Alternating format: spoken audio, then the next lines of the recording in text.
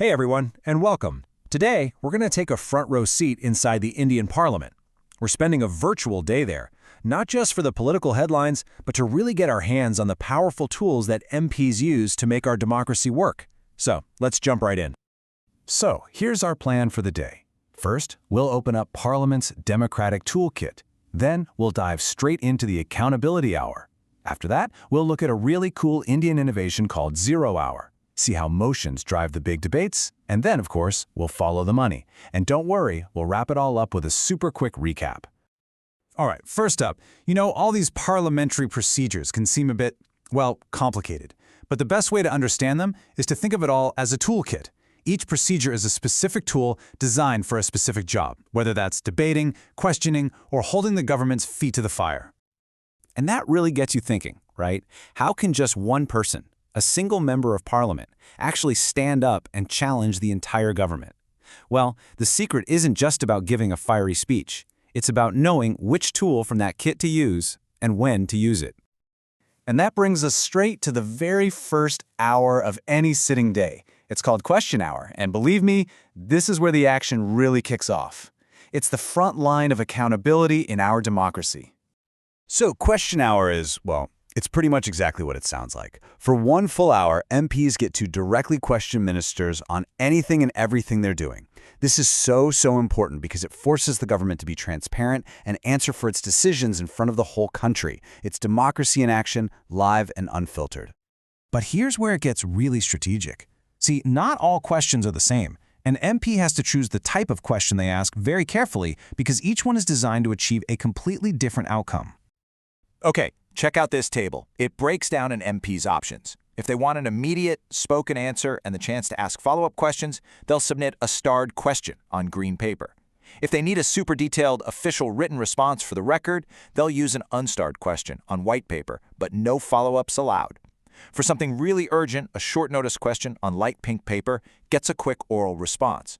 And get this, an MP can even question another MP who isn't a minister.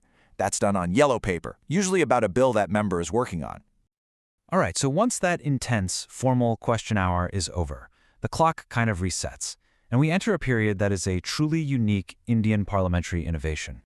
Welcome to Zero Hour. Now this is fascinating. It's not actually written down in the official rulebook. It's an informal practice that started back in 1962. It's the window where any MP can stand up and raise a super urgent issue without giving any advance notice. Think of it as a parliamentary open mic for things that just can't wait. Okay, so after the flurry of Question Hour and Zero Hour, we get into the main legislative business of the House. And to understand this, we need to talk about the engine that drives every single debate, something called a motion. And here's the golden rule. Absolutely no major discussion can happen without a formal proposal, a motion, being introduced first. It's the official starting pistol for any debate. You can't just stand up and start talking, you have to formally move a motion. Now, some motions are like the emergency brake. An adjournment motion is a huge deal. It's used to basically stop everything, the entire planned schedule for the day, to discuss a massive, urgent national issue. Because it's so disruptive, it needs the support of at least 50 MPs, and it's only allowed in the Lok Sabha. Here's another Indian innovation, but this one is in the rulebook. A calling attention motion is a bit different. It lets an MP grab the attention of a specific minister about an urgent issue and demand an official statement from them. So it's less about starting a huge debate and more about getting the government's official position on the record fast. All right, let's compare two of the heavyweights. Think of a censure motion as a formal slap on the wrist. It says, "We strongly disapprove of this specific government policy," and you have to state your reasons. But a no-confidence motion, that's the ultimate challenge. You don't even need to give a reason, and if it passes, it's game over. The entire government must resign. There's no bigger consequence than that. This one is all about keeping ministers honest. If an MP thinks a minister has misled the Parliament, either by hiding key facts or giving wrong information, they can move a privilege motion. It's a really serious accusation, and it's designed to formally call out and censure that minister for breaking the trust of the House. And now, let's follow the money.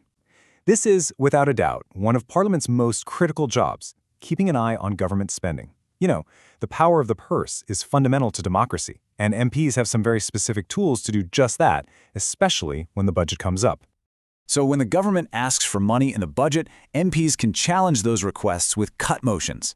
A policy cut is the most drastic. It proposes cutting a budget grant down to just 1 rupee, which is a symbolic way of saying we reject this entire policy. An economy cut is more practical. It suggests a specific reduction because the proposed spending is just too much. And finally, a token cut of just 100 rupees isn't really about the money. It's a clever way to raise a specific complaint or grievance related to that budget request. Pew, we have covered a ton of ground in our virtual day in Parliament. So let's do a quick-fire round to recap all the essential tools we've talked about. Think of this as your personal cheat sheet to parliamentary proceedings. So here it is, the whole toolkit at a glance. You've got question hour to hold the government accountable and the spontaneous 0 hour for urgent issues. You have the adjournment motion to hit pause for a crisis.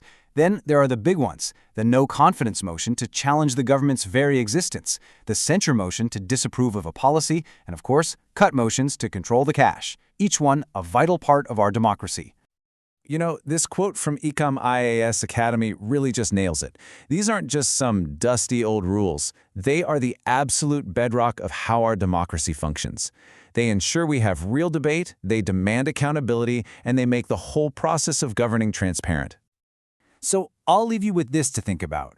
Now that you know the toolkit, how does the way these tools are used, or sometimes not used, actually shape the laws and policies that impact your day-to-day life? It's a powerful question and something worth watching for. Thanks so much for joining me today.